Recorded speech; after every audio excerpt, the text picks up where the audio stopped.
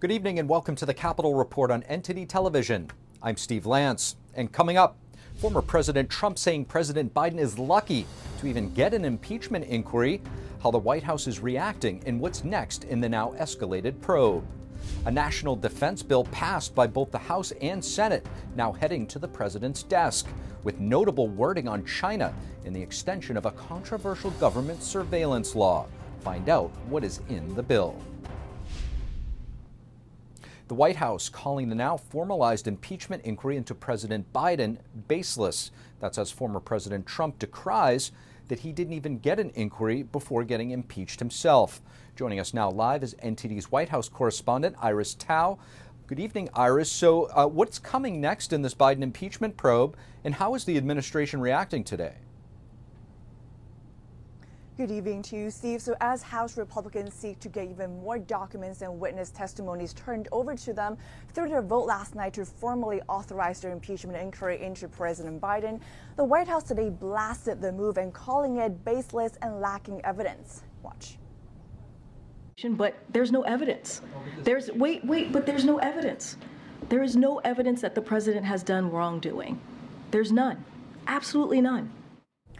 And President Biden himself also called it a baseless political stunt in a statement last night. And some House Republicans and Republican senators have indeed admitted that have not seen any direct evidence pointing to President Biden himself benefiting from his son's business dealings.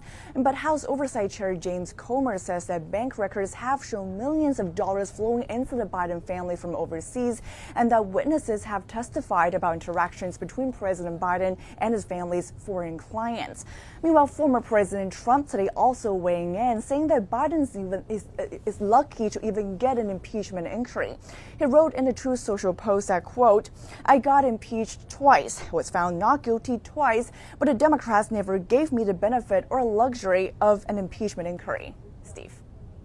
So, Iris, certainly a lot to watch there as Republicans continue to demand documents and witness testimony in their investigation. So the White House is also taking aim at Republicans for border negotiations. Tell us about that. Right, Steve. So the White House today also criticized House Republicans for going into recess as negotiations are still ongoing over this deal to both approve more aid to Ukraine and to have stricter border policies.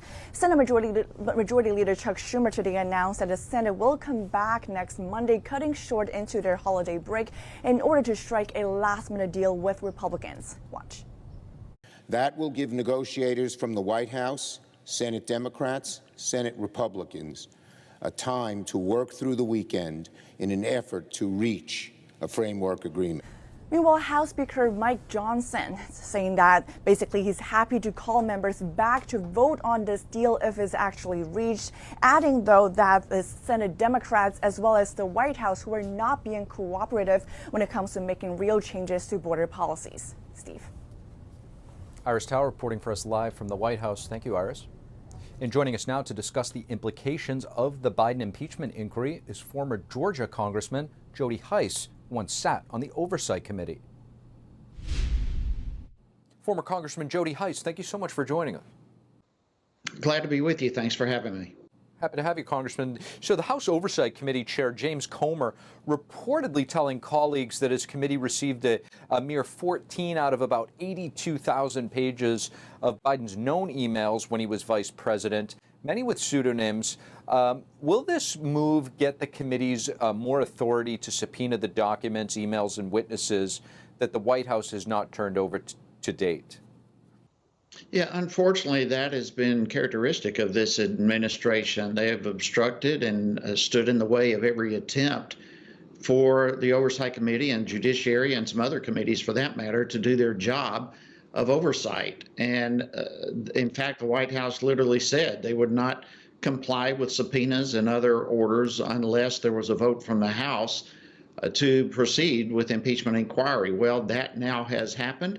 And so we'll see what the administration does. But yes, this is an attempt to try to get the White House to do what they are supposed to do and enable Congress to do the job, the duty that they have the constitutional responsibility to do. Now, the White House, Democrats, and even some Republicans have said there has been no evidence that Biden profited from his son's business dealings. Is that because the president, Joe Biden, has not been compliant with these committees' investigations? Well, that's certainly part of it. I mean, they are under investigation, and that's what the request for all these documents are for, and the subpoenas, the witnesses, and so forth. It's all enabling Congress to do their job and to investigate to see whether or not there is evidence and to see whether or not crimes have actually been committed. That being said, however, there is seemingly, to me at least, an enormous amount of evidence that points to wrongdoings, if not criminal behavior, both from Biden and Hunter Biden and family members for that matter. And let's not forget the fact that bank records do not lie. Bank records are what they are, and they show that there has been some ties between Biden and very likely some either illegal or criminal or certainly unethical receiving of monies from be it Russia, Ukraine, China, other business dealings, and the big guy very much seems to have been involved. And that's what this investigation is all about, to try to get to the bottom of it.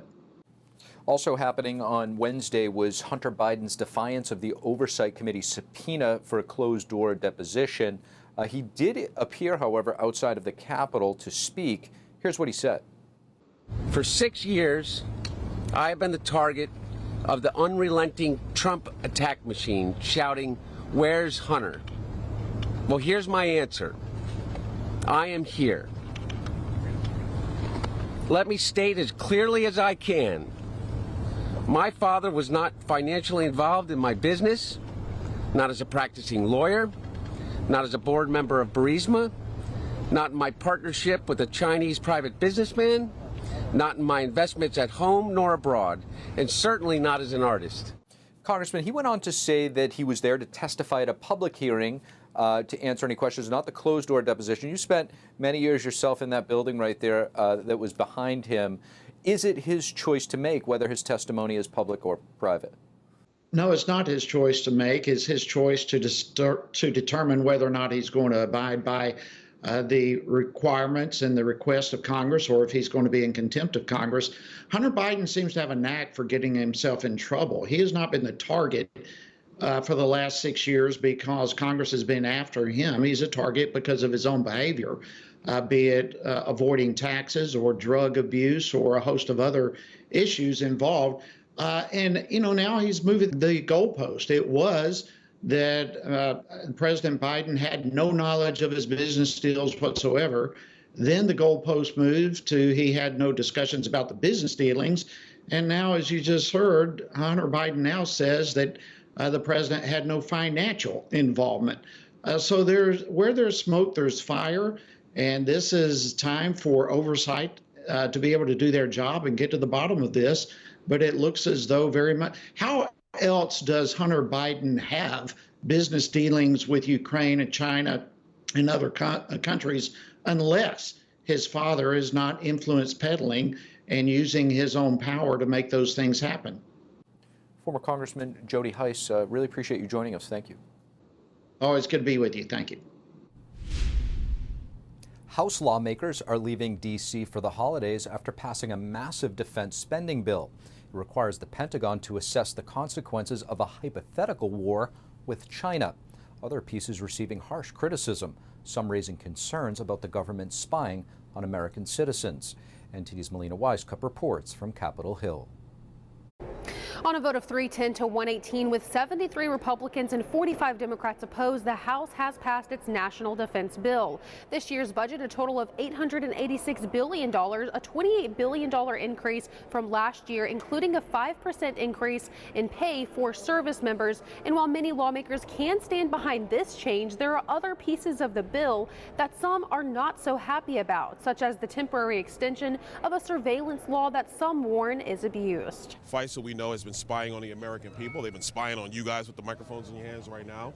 That needs to end immediately, so I opposed it. 278,000 improper searches of Americans, and this body is just going to extend the very mechanism of those abuses on the back of the National Defense Authorization Act and say, have a nice day. Merry Christmas. The bill also allows the Pentagon to use tax dollars to pay for service members traveling for abortions, and some notable wording on China provisions. It requires the Pentagon to assess the consequences of a hypothetical war with China in 2030 and to outline possible avenues for attack. We need to plan for all contingencies, and China is exhibiting an aggressiveness under Xi that we haven't seen before. But also an effort to try and go after the U.S. dollar to eliminate it as a global currency by drawing in a lack of confidence to the currency for developing nations. So all of our Indo-Pacific countries are now working collectively to make sure that we keep China at bay, and we are prepared if China steps over that line. The NDAA has already passed the Senate, so its next stop is off to the White House for the president's signature before becoming law. Reporting from Capitol Hill, Melina Weisskopf, NTD News. Thank you for watching the Capitol Report. If you want to see our full broadcast, check us out at epochtv.com.